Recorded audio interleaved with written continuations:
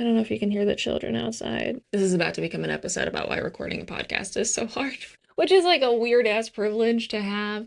But at the same time, it's truly the best analogy and metaphor for anytime we want to try to do something we want in this life, how our mind is going to come up with every excuse to go against it. In my world, I have this saying, the audacity to fuck around and find out is going to solve more problems for you than a perfect plan ever will. In the military, we used to say, no plan survives first contact with the enemy. What that means is your plan is cute, but life is going to happen, and we're going to have to pivot. We're going to have to change things up. Because guess what? Life is not made aware of all of our plans. I know some folks say, God laughs when you make a plan. Life's a bit like that. And I'm going to give you a great example about how even recording this podcast episode required me to fuck around, find out, and leverage imperfection as the greatest tool in my toolkit so I could actually get something done and enjoy the life that I've worked so hard to create.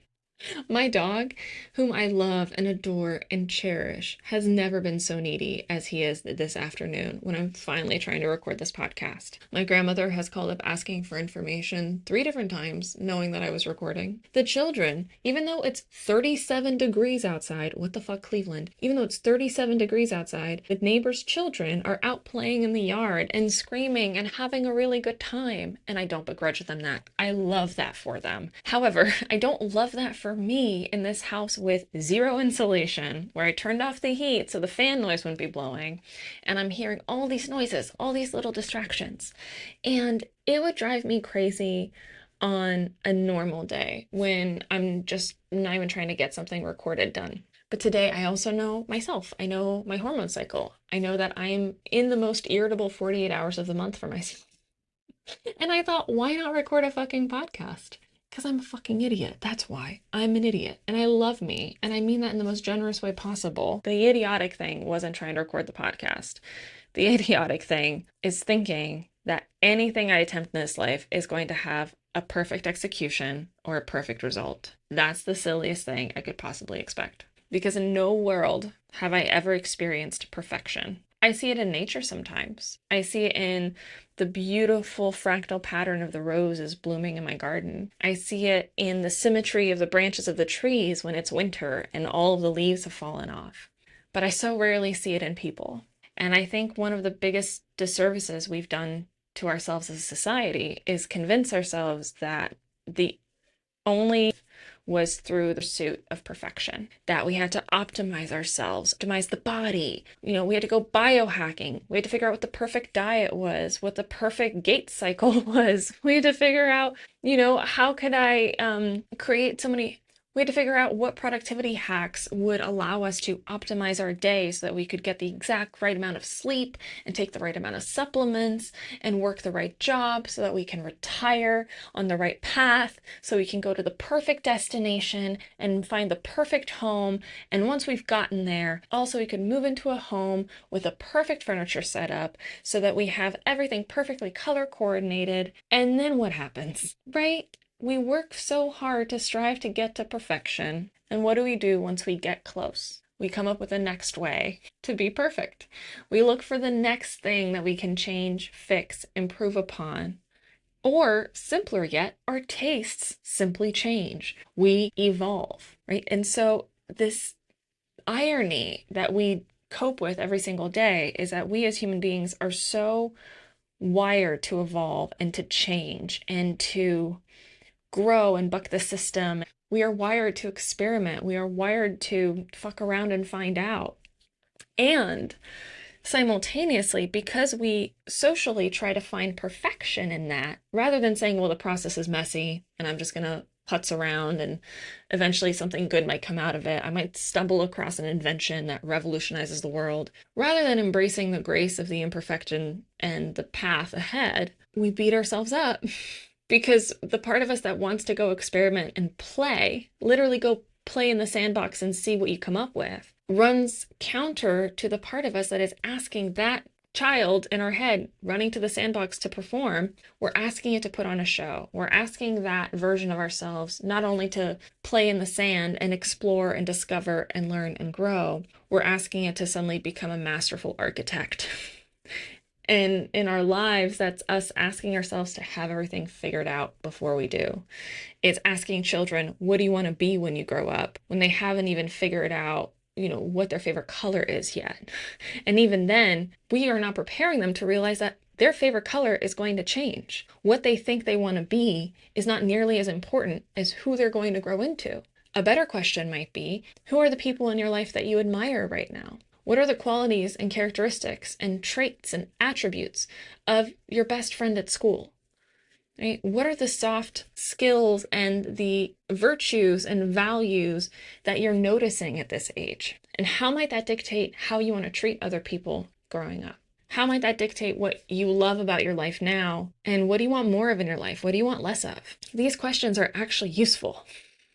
I love the thought of giving people permission to dream. But if that permission to dream comes with an unspoken societal or social, right, maybe your family, if it comes with an unspoken expectation that you can dream, but it's going to come at a cost, I don't know that we're doing those kids or ourselves any favors by saying you have to start viewing your life as this binary system where you either succeed or fail, where you either perfect and reach that goal of becoming an astronaut, which you've just set for yourself at the age of 8, or you live the next 50 years disappointed that you never got there. And in a world where nuance is more complicated, it requires patience, it requires imperfection, it requires a community to support you through it.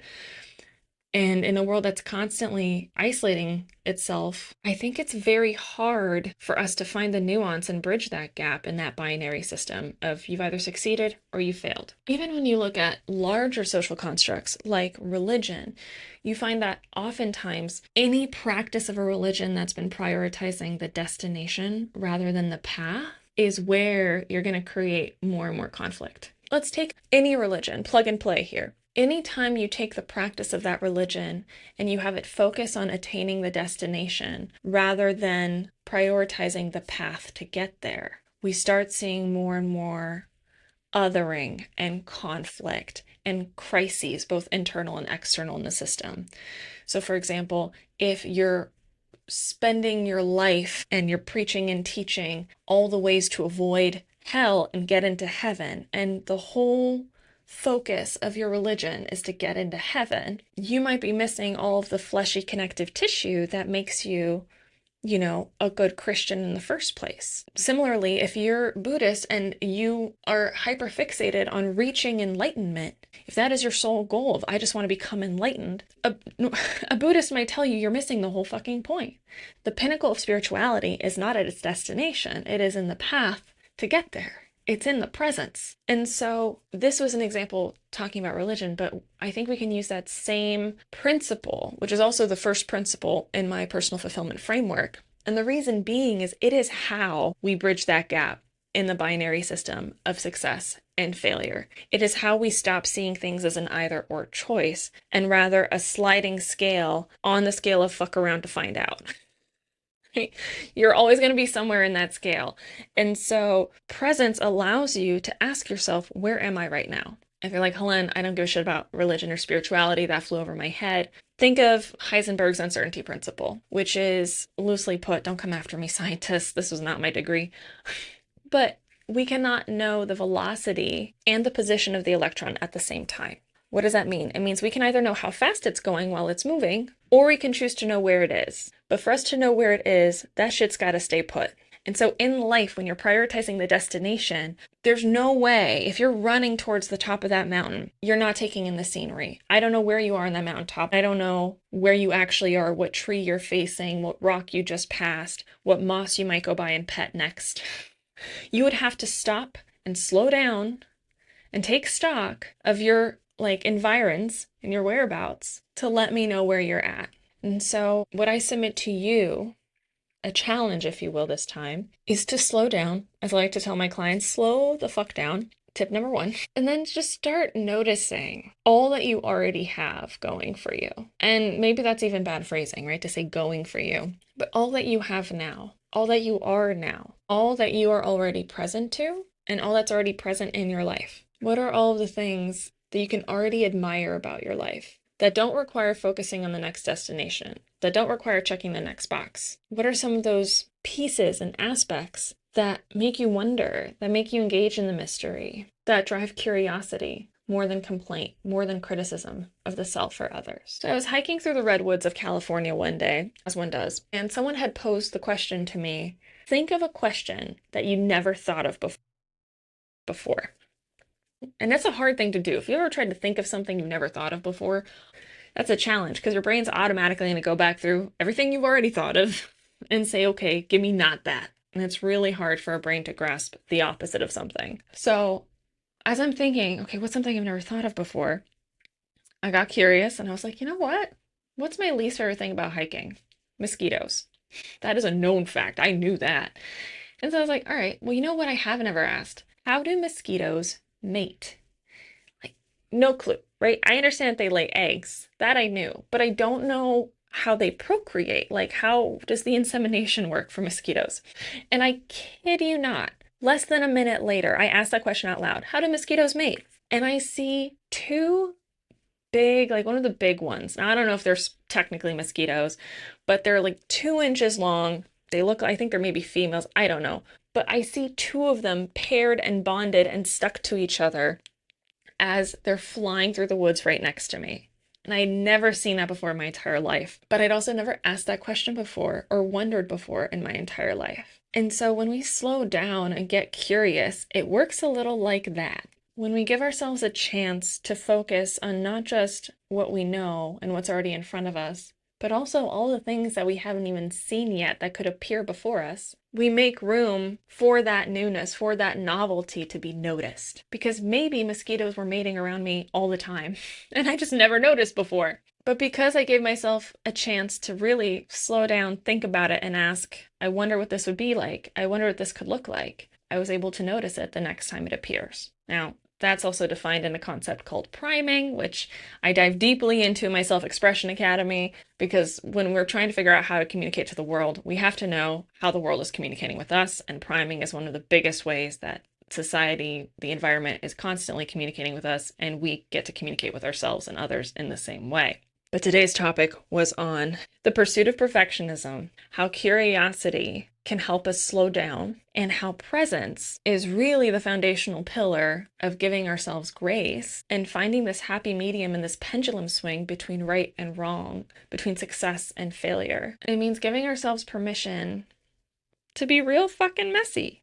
Girl, I don't know how I'm going to do this. I talk too quickly for a podcast. If you don't know this, you can slow the track down and speed up the track equally. So if I'm talking too fast, slow that bitch down, because I might not slow myself down, ironically, in this case. We started off talking about how something as simple as recording a podcast is an inherently messy process that we try to clean all the mess up out of. Maybe in pre-production, maybe in post-production. Knowing me, I'm going to spend maybe 10 minutes too long trying to make one little thing look a little better. And it's not going to make a fucking difference, and no one else is going to notice. But I've set this expectation of myself to meet this unrealistic standard because I am still also unlearning the perfectionism that plagues us when something is really important to us. Again, because we were kids and we were taught, hey, if you want to succeed at something, you better get it right. You better get all the steps from 1 to 10 perfectly so you can get that reward you said you wanted at step 11. And we forget to tell people that it's impossible. It's literally impossible to be perfect. I think we set people up for so much shame and so much self-criticism and so much judgment of others too. Because when we're hypercritical and judgmental? What's the word there? Judgmental. When we're so judgmental of ourselves, we project that onto other people, right? It's kind of like if I look at myself with this microscope, if I'm constantly looking at myself under a microscope, when I lift my head up and look around, I'm also viewing everyone else through the same microscope, through that same lens. Not only is that unfair to myself, it's unfair to everyone else around me. So by giving yourself grace, you learn to give other people more grace as well. Because at the end of the day, you cannot plan your way to healing. We cannot plan every step along this path, this journey in this life. If we could, gosh, we'd have it all figured out and we'd be in a utopia and everyone would be happy and there would be no war and no one would complain, right? Because we would have learned the art of satisfaction. which is kind of what this whole podcast is hoping to help you do, which is how do we embrace fulfillment and satisfaction without beating ourselves up along the way, without succumbing to the systems that might be draining us or bullying us in that system. You cannot plan your way to healing. You have to move your way there. Messy is literally the only way out of where you currently are. We have to release. We have to start embracing imperfection because we can only move out of this place. Whether you're in a place that's dissatisfied or you were feeling thriving and successful and now you're realizing, oh shit, I'm actually unhappy. The only way to move out of that place is imperfectly. The only way to get out of that hole is messy action. If you were literally buried in a hole in the ground, you'd have to get pretty messy to get out of it, right? Your hands would be covered in dirt. You might have to start screaming for help so someone can throw a rope down to you. But we don't do that in life. Every time we fall into a hole in life, we tend to just sit down in it. And we're like, well, I guess I live here now. Might as well start decorating my hole with, lovely paintings and sculptures and dissociate completely on my phone and completely forget that I never actually wanted this experience for myself, that I have the resources and the tools to climb out. And if they're not on my person, they might be available on a person outside of that hole. But for me to get their attention, for them to help me out of it, I'm going to have to make noise, aka I'm going to have to ask for help. And we've conditioned people to feel so much shame around doing that. Because in a world where you're asking people to view their success as individualistic, as the more you can do by yourself, the more glory you get to take home. We can't share that podium, right? So if you want to make it to first, you better do it by yourself. There's only one trophy. So to do that, you have to somehow succeed, but not only that, succeed perfectly and on your own. And the less help, the fewer handicaps you can have in life, the better. What a disservice we've done to folks in that regard. Because now when the fit hits the shan, and it will, because this is life, and entropy is a fact, and chaos will reign, you're going to hit a rock bottom at some point. Something is going to happen to you that you will not have the tools, the resources, the mindset to cope with and prepare for. So something's going to sweep you off your feet. It's going to knock you down a little bit. Life is going to knock you down into that hole. And you're going to have a choice. Do I sit down there and stay put because to ask for help is going to be loud?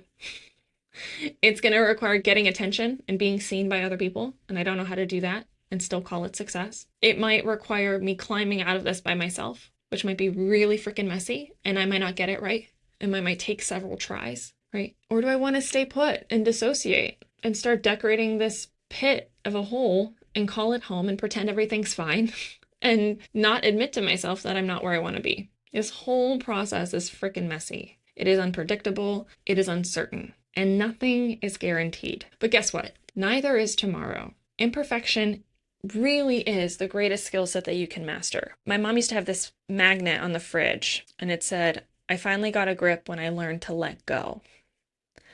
And that quote lives in my mind and resurfaces maybe once every 3 days as a gentle but firm and stern reminder that the more peace and ease you want in life, the less tightly you're going to have to hold on to those expectations, the more you have to surrender. I know it's hard to hear. It's a lot easier said than done. I hate to tell you, it's so fucking true. The less resistance you create in your own mind by expecting less than perfection, the more possibility you're going to create for yourself to actually call yourself a success. Not by anyone else's metric, but by your own. Because once you've embraced that imperfection, the messy action, the fucking around and finding out experimentation that we're all kind of called to do anyway, once you do that, you will be able to move forward with less shame, less blame, less judgment of the self and others. And you're going to be making room for a whole lot more joy. What's one messy, imperfect move that you're avoiding right now? Because maybe you think you need a perfect plan, or to know all of the steps, or to know exactly how much it's going to cost you, or what to expect as a consequence of it. Well, do it anyway. That thing that you've been avoiding, do that imperfect thing anyway. Because I promise you, once you take that first step, the plan is going to start forming in your head. Sometimes that first step lets you know what step 2 through 5 is going to be. Maybe that imperfect move you're avoiding is actually taking a nap, because that nap is going to give you the rest and respite that you need to tackle the other tasks of the day. But it feels scary to do that. And so today I'm giving you permission to try it, to take a chance on that imperfect unknown in a small task and see what possibility it opens up for you. This has been What the Hélène. Please follow and subscribe appropriately for more as we go, and reach out if you have any ideas or questions you want to submit for me to answer on this delightful podcast. You can find contact information in the description. See you next time.